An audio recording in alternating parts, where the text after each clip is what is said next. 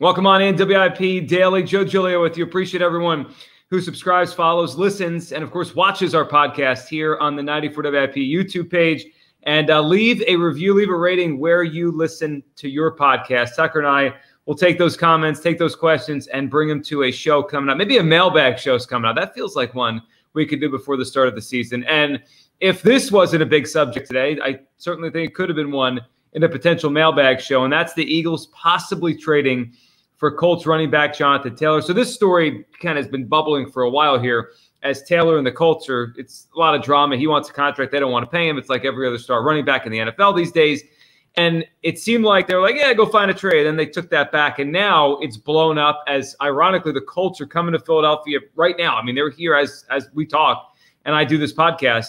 They're in Philadelphia. They're going to practice against the Eagles. Final preseason game on Thursday. And, of course, this is all going to be ratcheted up. Should the Eagles trade for Jonathan Taylor? And my feeling on this is similar, not exactly the same because they're different players, but it is similar to how I felt about the Eagles and the idea of taking Bijan Robinson in the NFL draft. And the similarity is the simplicity of it, which is no, I don't think the Eagles should trade for Jonathan Taylor. I don't think it'd be a good use of resources. I don't think the Eagles need this to happen. And quite frankly, I'm not quite as high on the player as everyone obviously was a year ago. So let's go through. We'll get Tucker's take on this as well. Let's just talk about the player. Jonathan Taylor 2 years ago had really a historic season. I mean, he was unbelievable in 2021. You know, right there with Cooper Kupp as the best non-quarterback offensive player in the entire NFL. He was electric. He was incredible. I mean, he was as good of a running back and had as good of a running back season as we've seen. You could put him up there with the Adrian Petersons in his best, years or year. Sean Alexander, like LaDainian Tomlinson, like he was in that class. Maybe he was a little below some of those guys, but he was in that class. He had an elite running back season. Priest Holmes, think of the 10 or 12 best running back seasons by an individual you've seen in the last 3 decades or so. And he's got to be on that list. Barry Sanders and Emmitt Smith and whatever. You go down the list. LaShawn McCoy probably had one of those along the way. He was in there. He was that great for that season. Last year, he wasn't. And you look at the drop-off he had, and some of it was the team was worse. The coaching was obviously worse, so I'm not trying to pretend that wasn't. But he also was banged up with an ankle. His yards per carry went down. His explosive run percentage went down. His yards after contact went down significantly. It was all worse. So if whoever it is, whether it's the Eagles or anyone else, is buying Jonathan Taylor off a dip. And the Colts are not looking for something little. I mean, they want significant value for a player that wants a new contract, which I think is part of this, but also could be separate. If you are in the camp, the Eagles should trade for Jonathan Taylor, you could treat it as almost this year's Chauncey Gardner-Johnson. And that you could do that. The Eagles don't have to give him a contract, even if he wants one. But that being said, the compensation won't be tiny. I don't think it's going to be multiple first-round picks. I don't think it's going to be a first-round pick. He's a running back. But second-round picks, yeah. I mean, it could cost a 2 and a 3 to get a player this good in Jonathan Taylor or perceived to be this good. But I don't know if he's that player anymore. That may have been one magical season. We've seen plenty of running backs have one magical season when they're young and they're healthy, and they really never replicate that again. I mean, that happens in the NFL. And the dip wasn't a little bit. The dip was a lot. We're talking about from 5.5 yards a carry to 4.5 yards a carry. 5.5 yards a carry is elite production over that many carries. 4.5 is not. I mean, you could create that with backs. So the player itself, I'm not sold that he is elite at this point. He's obviously probably still good if he's healthy because he was good as a rookie. He was, I guess, solid last year, okay last year, pretty good last year, elite in his second year. So the player itself, I have some concerns about off of last year. And then just the overarching thing with running backs and this league and this team. So the second reason I don't want him, it is a passing league. The Eagles didn't pay Jalen Hurts. They didn't pay A.J. Brown. They didn't draft Devontae Smith. They didn't draft, develop, and pay Dallas Goedert to run the football with one running back. Like, that's not what they did. They are set up to be a passing team.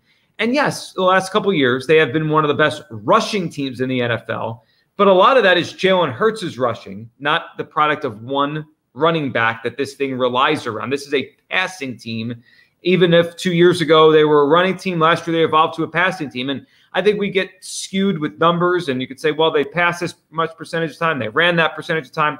If you just go back and think about the games, go back and think when you were watching the games, they were a passing team last year. led by an MVP caliber mobile quarterback that got up a bunch and ran the football to finish the game. That was their formula. It was almost like the old days with the Indianapolis Colts, where they would throw it a lot and then they'd run it a lot in the second half with Edgerrin James, and they'd close it out and they'd rush the quarterback with Robert Mathis and Dwight Freeney. That's what the Eagles did last year. It just was different names, different cast of characters, but that's what they did. So they're not a running team. They're not a keep it close to the vest team. They are a passing football team, and to use the resources on this kind of running back who, if you get him, is going to need to get the football 17 to 20 times a game. Otherwise, what's the point of trading for him? I don't think it fits the Eagles. And then just with the Eagles, this team, how they're set up, the ecosystem of this running game, they don't need a star running back. This was part of the argument I made during the Bijan Robinson thing, in the lead up to the NFL draft. It wasn't worth it. It wasn't worth the allocation of the resource for a guy like Bijan, because this running game will suffice. This running game will be successful without a quote-unquote star running back. 2 years in a row, the Eagles have been near the top. I think like top 5 in both years in rushing yards. They haven't had a star running back for a second. Miles Sanders was not a star running back. If you think he was, you're nuts.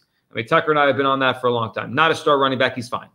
And he ran for 1,300 yards last year behind Jalen Hurts and this offensive line, because Hurts makes this running game go. I truly believe that if you have a competent stable of running backs next to this version of Hurts, like this healthy and elite, dual threat version of Jalen Hurts, anyone with a pulse will run the football well, because the hole's open, the linebackers have to freeze, the defense is just one step behind because they are terrified of Jalen Hurts running the football. So, yeah, would Jonathan Taylor have success here? I'm sure he would.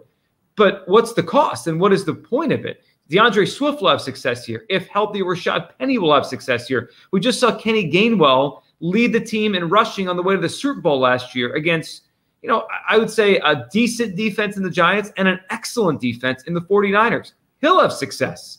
Boston Scott, we've seen in spot duty, specifically against the Giants, will have success. There's no reason to go break the bank and to bring in a name when you have the formula for a running game, an excellent offensive line and a quarterback in the RPO game, the ride and decide game, who makes it impossible for the opponent to understand where the ball's going. Like, what's the point? It's almost like, why would you go sign a $30 million shooter in the NBA if you have a system and you have a big man who the double team comes and he kicks it out and it makes decent shooters better shooters because they're open all the time? Like, what is the point of signing a guy for $30 million in the NBA to shoot when you can make your role players, your bench players, your other starters, a little bit better shooters because they have that guy, the sun and the moon and the stars revolves around it, like the old Spurs with Tim Duncan. Like, that's what Jalen Hurts is to this running game. Tim Duncan, what he was to the ball movement and the open shots created in San Antonio, because it all revolved around him in the high post. That's what Jalen Hurts is with this run game with the Eagles. There's no reason to put all these superstars at running back. These guys will just run fine. So I don't think it's necessary. I think the cost would be prohibitive. I don't know if Taylor is a great player at this point. Might just be a good running back who wants to get paid like a great running back. And I look at this Eagles offense as it is. They're going to throw the football a lot. They're a passing team. They just paid their quarterback. And in the run game, they've got plenty anyway. I don't think they have a star running back here, but they've got 4 guys. And if they have an injury, I think Trey Sermon can come in and get some yards, or 5 guys, including Hurts at 6 guys that will probably run for, 2,200 yards this season. Tucker, what are you feeling on this as the Jonathan Taylor trade sweepstakes is about to heat up? Someone's going to trade for this guy. 2 years ago, he was amazing. Last year, not so much. And he just so happens to be in Philadelphia right now. Yeah, they certainly are going to get a nice look at him over the next couple days during these joint practices, if he plays, because he's been dealing with a surgically repaired ankle, and he stepped away. I don't think he practiced at all last week after leaving for a personal matter. But I'm with you. Like, I just don't see it. And I know on paper it makes them a better team because Jonathan Taylor, in theory, is better than Kenny Gainwell, DeAndre Swift, Rashad Penny, Trey Sermon, whoever you want to add to that list. I don't see the point in adding a guy when we've seen every single running back that Jalen Hurts is lined up next to has had success. I said the same thing last year when we discussed Dalvin Cook and every other big name running back that's become available. Christian McCaffrey, we've had trade discussions about. It isn't what Howie Roseman does. Howie Roseman hasn't even, sniffed a high-priced running back since Chip Kelly went out and got DeMarco Murray, 10 years ago now at this point, 8 years ago now. It's not what the Eagles do. It's not what he's interested in. And I don't see the point of it. I don't think it makes them a better team. I don't think this is a team that's going to run the football a ton. And you mentioned, they ran a lot, at the end of games and they got up big. I don't know if they're going to get up big a lot this year, right? Like, this is a team that was 22nd in passing attempts as a team a year ago. And Jalen Hurts still put up those incredible numbers. You still had 2,000-yard receivers. I think they're going to be, closer to the top half of the league, maybe top 10, based on how their schedule kind of works out. Like, Jalen Hurts isn't going to be put on ice in the second half of most games like he was a year ago. Even though Jonathan Taylor is a decent receiving back, I think he had 40 catches a couple years ago when he was the NFL rushing champ.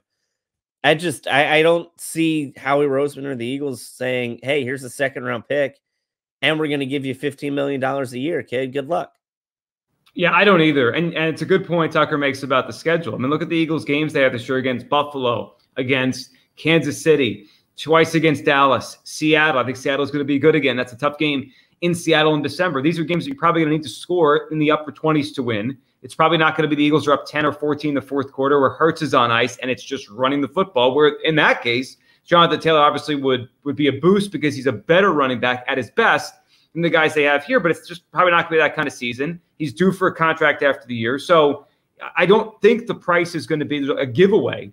If you tell me right now, Joe, you could have Jonathan Taylor for a fifth-round pick, like, oh, sure, I'll take him for a year, and the Eagles could use him up and say goodbye, but that's not likely to be the price. And I also don't know his mentality if he is forced into a Chauncey Gardner-Johnson situation where he's traded to a team, he wants a new contract, and he kind of knows he's not getting it. It's just the same situation as Indianapolis, except it's new colors and a new city, but he's not getting the deal until after the season. So I don't know.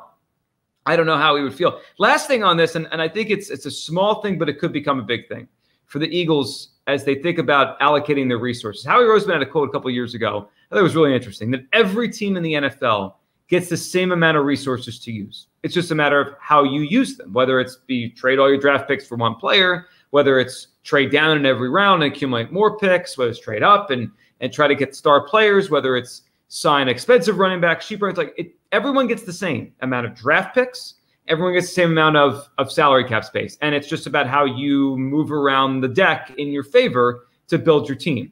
Well, as we look forward here, the Eagles don't have infinite amount of draft picks, now or the very, long distance future. They have a finite amount, and they are in win now mode. So they're not in the process of trading players to get more picks.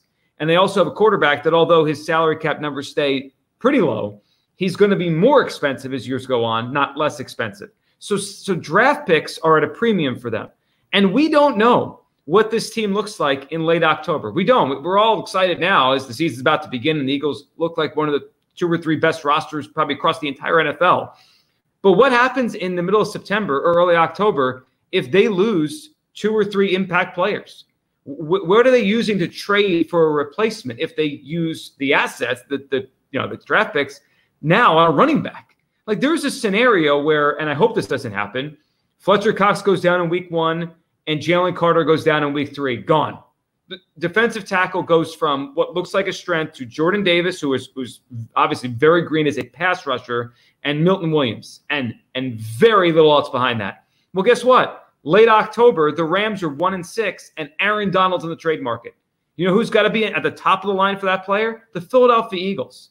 And it will be easier to swallow whatever the cost is for that to try to continue to win now and replenish and fix the hole that suddenly developed out of nowhere if they didn't trade away a second and third round pick next year for a running back that they don't even need. So it's not just about this would be fun, this would help. It's like, all right, I have this. I could use that, sure, but I don't need it. I might really need something more important. A corner goes down, a defensive tackle goes down, an edge goes down, an offensive tackle goes down, a wide receiver goes down. That's where you need to allocate resources, not another running back. I'm out. The Eagles should not trade for Jonathan Taylor. Good player, probably only has one great year, and he did it a couple years ago. Injured, banged up, disgruntled. I don't see the fit for the Eagles, despite how cool it would be. I mean, that's what it would be. It's like Bijan. It'd be cool. Yeah, throw him in this offense. I don't think the Eagles should trade for Jonathan Taylor, and I don't think Howie Roseman will do it. Appreciate everyone listening, subscribing, following, and, of course, watching the podcast here on YouTube. Leave your rating, your review, your question wherever you get your podcast. Tucker and I will find those. Mailbag episode coming up very soon. Thank you so much for watching, listening. We'll talk tomorrow on WIP Daily.